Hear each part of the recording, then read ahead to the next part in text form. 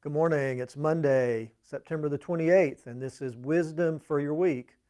What amount of money would you sell your integrity for?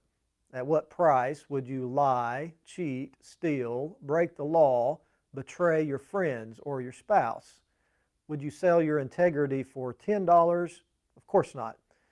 How about $1,000? Still probably not. But what about $100,000? Does that make you think about it a little longer? What about $1,000,000? Would you sell your integrity for $1,000,000? Solomon would tell us that there is no price worth losing your integrity for. In our verse for today, Proverbs 28 verse 6, he says, "Better a poor man whose walk is blameless than a rich man whose ways are perverse." What a simple truth that is. He says it's better to go through life in poverty, but with your integrity intact, than to become rich at the expense of your integrity. Now that's a different message than we get from the world, isn't it?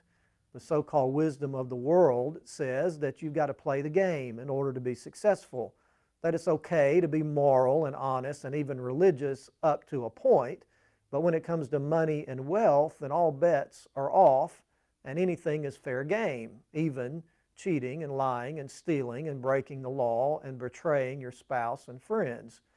The world would tell us that it doesn't matter what it costs you or what compromise it takes, as long as you achieve success and money and wealth. That's what really matters. The problem with that philosophy is that even though you might achieve those things by selling your integrity to the highest bidder, you'll find that it's never worth it. It's never a fair trade. Because as tempting as that wealth is, it will never replace the integrity that you lost in order to get it. Someone said, never cash in your character because nothing is worth more than your character.